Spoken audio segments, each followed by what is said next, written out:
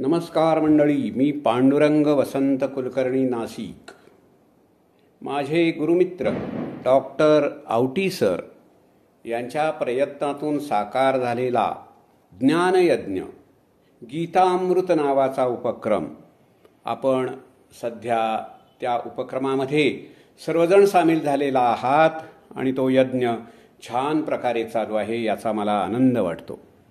प्रत्येक रविवारचं माझं जे एक पुष्प मी अर्पण करीत असतो या ज्ञानयज्ञामध्ये, त्यातलं हे आजच्या रविवारचं पुष्प मी सादर करीत आहे. तर आजचा गीता अध्याय 4 आपण पाहणार आहोत.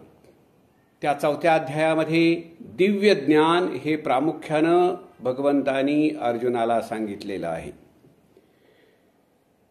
अर्जुनाला भगवंतांनी सांगितलं की हे अर्जुना, हे जे दिव्य ज्ञान आहे ना, ते खूप पूर्वीपासून चालत आलेलं आहे. मध्यंतरी त्याच्यामध्ये लुप्तता आली होती. हे तर खरं जे दिव्य ज्ञान आहे ते मी प्रथमतः सूर्यदेवाला सांगितलं, विवस्वान. त्यानंतर ते पुढं मनुला सांगितलं गेलं, त्यानंतर ते पुढं इक्ष्वाकू राजाला सांगितलं गेलं, त्यानंतर ते पुढं राजश्री ऋषींना वगैरे सांगितलं गेलं आणि तसं पुढं ती परंपरा चालत गेली. पण काही काळानंतर त्याच्यामध्ये खंड पडला, ती लुप्त झाली आणि त्यानंतर ती लुप्त झाल्यानंतर मग जगामध्ये किंवा या विश्वामध्ये किंवा मनुष्यजातीमध्ये एक वेगळ्या प्रकारचा अधर्म निर्माण झाला. म्हणून मग मी ज्या ज्या वेळेला अशा अधर्म निर्माण होतो, ऋषीमुनींना सज्जनांना त्रास होतो, त्यावेळेला मी अवतार घेतो आणि मग परत तो धर्म स्थापन करण्याचा मी प्रयत्न करतो. एरवी मी माझे जे भक्त मतपरायण आहेत, माझ्याशी येऊन मिळालेले आहेत, माझ्याशी संलग्न झालेले आहेत, त्यांना पृथ्वी तलावर पाठवतो आणि सर्वसामान्य लोकांच्या दैनंदिन जीवनामध्ये आध्यात्मिकता कशी वास करेल यासाठी प्रयत्न करतो. आणि त्यांनाही ते शक्य होत नाही असं ज्या वेळेला दिसतं, दुष्टांना त्रास होतो, दुष्टांचं संहारण करण्याची वेळ येते तर आणि सज्जनांना त्रास होतो, अशा वेळा मी अवतार घेतो आणि या सर्व पृथ्वी तलावर परत एकदा धर्माचं साम्राज्य स्थापण्याचा प्रयत्न करतो.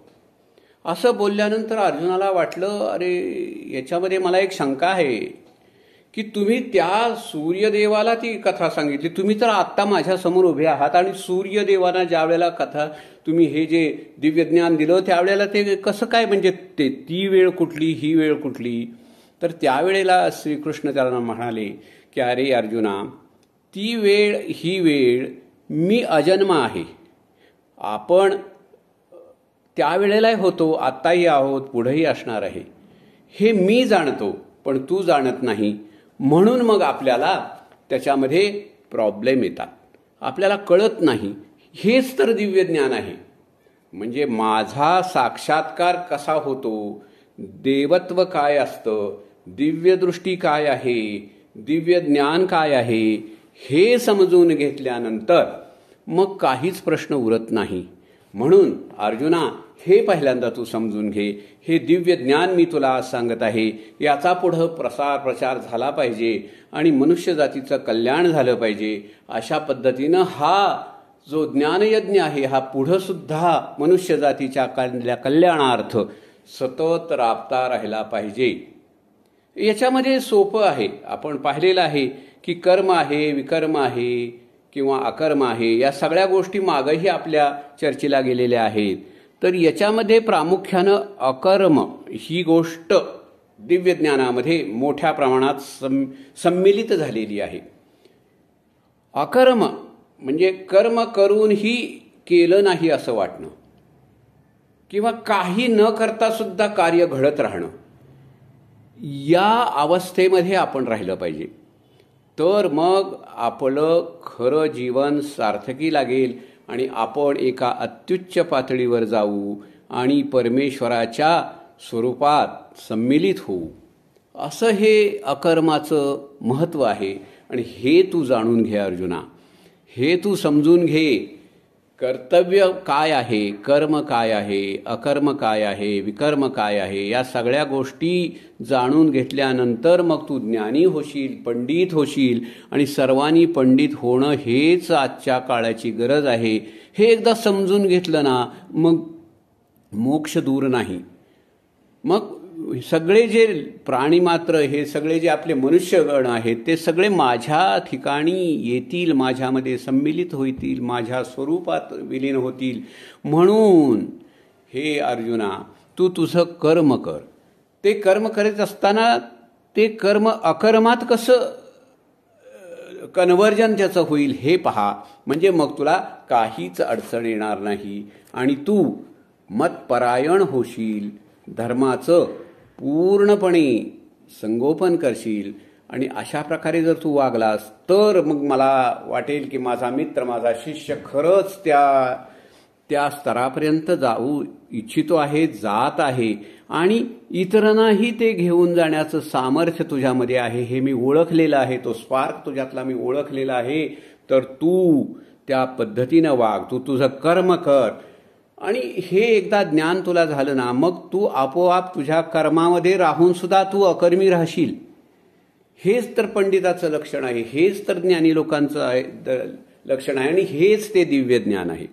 म्हणजे कर्म तर सोडायचं नाहीच, पण कर्मामध्ये असून सुद्धा ते सत्कर्म आहे का दुष्कर्म आहे याचं सारासार विवेक आपल्या ठिकाणी असला पाहिजे. आता बघ ना, समजा आता आपलं सध्याचं उदाहरण आपण घेऊ एखादं, की भारत पाकिस्तानचं युद्ध चालू आहे आणि त्याच्यामध्ये आपल्या एखाद्या सैन्याने प्रचंड कर्तृत्व गाजवलेलं आहे आणि तिकडचे कित्येक सैनिक मारलेले आहेत आणि आपल्याला विजय प्राप्त झालेला आहे.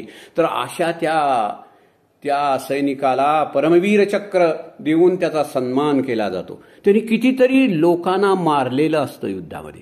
तोच समजा रजेवर आला आणि त्याचं शेजाऱ्याशी काहीतरी भांडण झालं आणि त्यांनी काहीतरी स्वार्थबुद्धीनं त्या शेजाऱ्याचा घात केला, खून केला, तर त्याला फाशीची शिक्षा होते. आता कर्म तेच आहे. युद्धामध्ये त्यांनी लोक मारलेले आहेत आणि इथं घरी आल्यानंतर शेजाऱ्याला त्यानं मारलेलं आहे. कर्म तेच आहे, पण इकडं त्याला परमवीर चक्र मिळतं आणि इकडं मात्र फाशीची शिक्षा होते. म्हणजे विकर्म काय, अकर्म काय हे समजून घेणं महत्वाचं आहे. त्याचा उद्देश काय आहे हे समजून घेणं एकदा कळलं की मग तू आपोआप युद्ध करशील अर्जुना.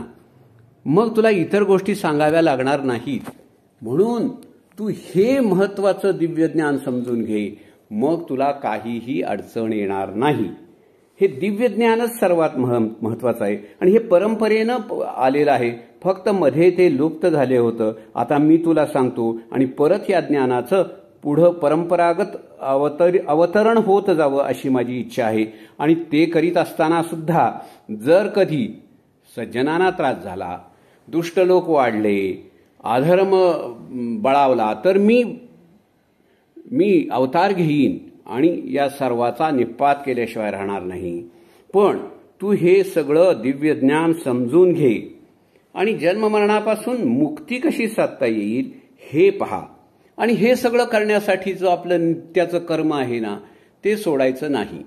त्याच्यामध्ये राहून त्याच्यापासून वेगळं राहणं शिक. म्हणजे हा एक यज्ञ आहे असं समज. यज्ञ आहे. यज्ञामध्ये तुझ्या आहुती द्यायच्यात, दुर्गुणाच्या आहुती द्यायच्यात, दुष्ट विचाराच्या आहुती द्यायच्या आहेत, अज्ञानाच्या आहुती द्यायच्या आहेत. जसं आपण होळी करतो ना, त्याच्यामध्ये सगळे दुर्गुण आपण जाळून टाकतो. म्हणजे होळी म्हणजे अगदी प्रत्यक्ष होमकुंड किंवा होळीच तू डोक्यात घेऊ नको. तर हा यज्ञ आहे, हा निष्काम यज्ञ आहे. निष्काम कर्म हा सुद्धा एक यज्ञ आहे. एखाद्या गोष्टीबद्दल संयम बाळगणं हा सुद्धा एक यज्ञ आहे. स्थितप्रज्ञता आपली अंगी बाणवणे हा सुद्धा एक यज्ञ आहे. तर अशा प्रकारचे वेगवेगळे यज्ञ आपण एकादशी करतो, उपास करतो, उपवास धरतो किंवा एखाद्या गोष्टीबद्दल संयम राखतो. मी खोटं बोलणारच नाही. हे जे आहे ना, हा यज्ञ आहे. हे विविध प्रकारचे यज्ञ आहेत. काही लोक काही पद्धतीनं करतात, काही लोक काही पद्धतीनं करतात. वेगवेगळं स्वरूप आहे. पण यज्ञ हा यज्ञ म्हणून जर तू केला आणि हा ज्ञानयज्ञ, खरंच ज्ञान हा माणसाचा तिसरा डोळा आहे. तो डोळा असणं फार गरजेचं आहे. तर तो थोडासा उन्नत अवस्थेला जातो आणि मोक्षाप्रत जायला त्याला सोपं जातं. म्हणून ज्ञान संपादन करणं हे गरजेचं आहे. बघा आपल्याला शाळेमध्ये इतर वेळेला कुठं कुठं ऐकायला मिळायचं की अडाणी आई घर वाया जाई. म्हणजे अज्ञान असणं किती वाईट आहे. ज्ञानी असणं गरजेचं आहे. म्हणून ज्ञानापासून परावृत्त कधीही होऊ नये. ज्ञानासारखं पवित्र कार्य दुसरं कुठलं नाही. म्हणून अर्जुना, तू तर ज्ञानी आहेसच, पण तू अजून पुढच्या लेवलला जा, पंडित हो. आणि हे फक्त तूच हो नाहीस तर सर्व लोकांना त्या मार्गावर नेण्याचा तू आटोकाट प्रयत्न कर. हे तुझं कर्तव्य तू पार पाड.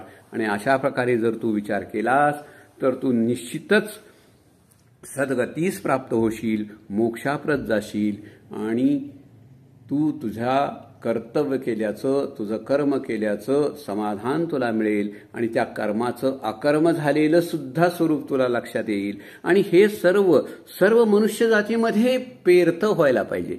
सर्व मनुष्य जातीनं त्याचा स्वीकार करायला पाहिजे. हे आपल्याला गीतेपासून शिकायचं आहे. म्हणजे आपण एखादी गोष्ट यज्ञ म्हणून केली पाहिजे. जसं मी खोटं बोलणारच नाही, हा सुद्धा एक यज्ञच आहे. माझ्या अंगी संयम बाळगायचा आहे, हा सुद्धा एक यज्ञच आहे. आपण उपास तापास का करतो, तर आपल्याला उपाशी राहायची सवय झाली पाहिजे, संयम झाला पाहिजे. तर हा सुद्धा एक यज्ञच आहे. अशा प्रकारचे छोटे छोटे जरी यज्ञ जर आपण आपल्या जीवनामध्ये केले तरी सुद्धा आपलं जीवन सार्थकी लागणार आहे. तर मग दैनंदिन जीवनात आपण गीता उपभोगतो हे आपल्या लक्षात येईल. कर्म, विकर्म, अकर्म हे लक्षात घेऊन वागणलं म्हणजे आपण ज्ञानी होतो. आपल्याला ते दिव्य ज्ञान आपल्याला प्राप्त होतं. तर त्याचा नीट अभ्यास करून टप्प्याटप्प्यानं का होईना पण आपण पुढं गेलं पाहिजे आणि आपला उद्धार करून घेतला पाहिजे. एवढे 4 शब्द आपण आजच्या रविवारसाठी मी तुम्हाला सांगितले. आपण ते गोड मानून घेतले